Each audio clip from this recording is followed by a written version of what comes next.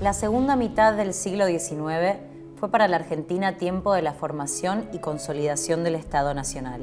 En el año 1853 se sanciona la Constitución Nacional, con los tres presidentes históricos, Mitre, Sarmiento y Avellaneda. Se consolidan las fronteras y se incorporan nuevos territorios a la producción. Se produce el primer censo nacional. La ciudad tiene casi 200.000 habitantes. Ese mismo año se sanciona el Código Civil de Vélez Sarsfield. En 1876 se sanciona la Ley de Inmigración y Colonización de Avellaneda para atraer a nuevos pobladores. Durante la presidencia de Roca, se consolida el Estado Nacional y se sancionan las leyes que organizaron el Estado argentino. En 1882, con Buenos Aires ya capital de la Argentina, se sanciona la Ley de Organización de la Municipalidad, con lo cual la ciudad necesita una estructura burocrática de funcionamiento. Un año más tarde, Roca elige al primer intendente de la ciudad de Buenos Aires, Torcuato de Alvear. En 1884 se crea el registro civil para la capital y los territorios nacionales.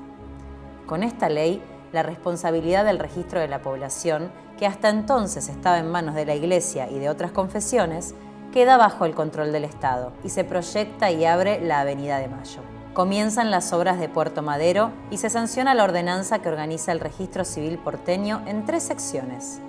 En agosto entra en vigencia la Ley de Registro Civil en la ciudad de Buenos Aires y comienzan las primeras inscripciones de nacimientos, casamientos y defunciones. Un año más tarde, se abren más oficinas públicas acompañando el crecimiento de la ciudad. El número de secciones se eleva a 8. Se comienza a utilizar la libreta de familia. En ella se inscriben nacimientos y defunciones. En 1888 se sanciona la Ley de Matrimonio Civil, con la cual la Iglesia y otras confesiones dejan de ser quienes controlan los casamientos de la población. Durante la presidencia de Luis Sáenz Peña, se realiza en el año 1895 el segundo censo nacional. La población de la ciudad de Buenos Aires era de más de 600.000 habitantes. Ese crecimiento lleva a la necesidad de más secciones barriales del registro civil. Se festeja el primer centenario de la Revolución de Mayo. La ciudad crece y el registro civil acompaña ese crecimiento con más secciones y más personal. En 1912 se sanciona la Ley Sáenz Peña. Se instaura el voto obligatorio, secreto y universal. Al año siguiente se inaugura el primer subterráneo de América del Sur, el de la línea A, que une Plaza de Mayo y Plaza Miserere.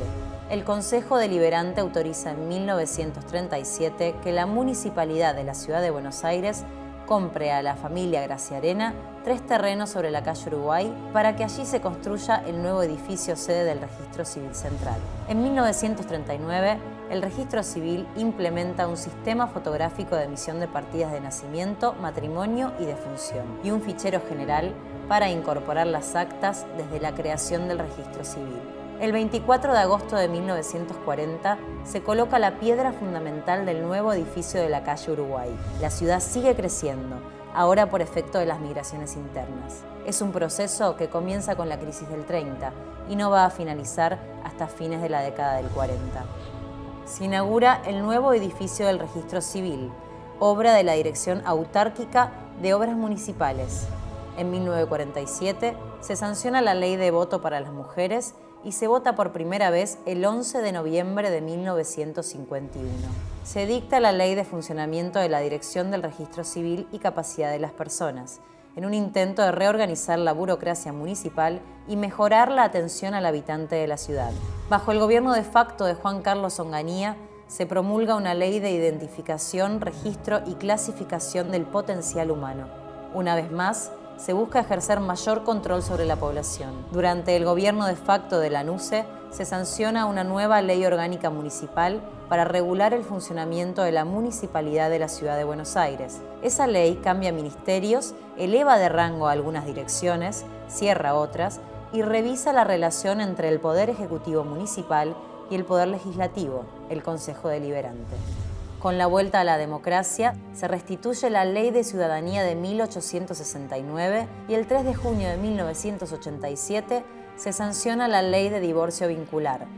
En 1994 se reforma la Constitución Nacional bajo el gobierno de Menem y se decide en ella cambiar el estatus jurídico de la ciudad de Buenos Aires, que deja de ser capital federal para transformarse en la Ciudad Autónoma de Buenos Aires y tiene que darse una constitución como todos los demás estados que forman el país. Bajo la jefatura de gobierno de Aníbal Ibarra, se sanciona la Ley 1004 de la Ciudad de Buenos Aires, por la cual se legaliza la unión civil, que permite, entre otras cosas, la unión civil de dos personas del mismo sexo. En 2008 se sanciona y se promulga la nueva Ley de Registro Civil. 2 años más tarde se sanciona y se promulga la reforma del Código Civil en lo referido a la posibilidad de casamiento de dos personas del mismo sexo en un claro proceso de inclusión y ampliación de derechos. Ese mismo año se anota en el Registro Civil de la Ciudad de Buenos Aires al primer niño hijo de 2 madres. En 2012 se sanciona y se promulga la Ley de Identidad de Género que amplía derechos civiles a muchas personas. En el 2015 se sanciona el nuevo Código Civil y Comercial, que significa un gran cambio en la manera de entender las relaciones entre los ciudadanos y el Estado. Vinimos acá en 1970, ¿sí? Mi papá era mayordomo de registro civil, nos instalamos en el 6º piso, mi hermana, mi mamá, mi papá y yo. Siempre decía lo mismo cuando entraba a esta oficina, me parecía imponente porque era una cosa, yo tenía 14, 15 años más o menos en ese momento, y era como entrar a una cosa importante, ¿no? Y verlo al doctor Vidal Campos ahí sentado, y estoy 17 años de caseros en la repartición. Y mis 3 hijos nacieron acá. Quizás una de las notas más importantes que tiene el registro civil con la historia que lo ha acompañado y lo ha traído hasta acá es el desarrollo y el avance del camino o el transitar el camino que viene. Y en esto es importante que pueda adaptarse a los distintos desafíos que le va planteando la sociedad.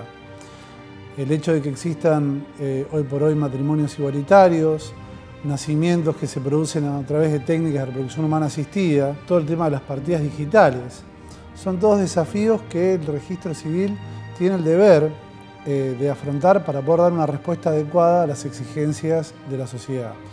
Y esto importa un desafío doble, ya que el nuevo Código Civil nos obliga a encontrar soluciones creativas para poder adaptarlas y responder a estas necesidades.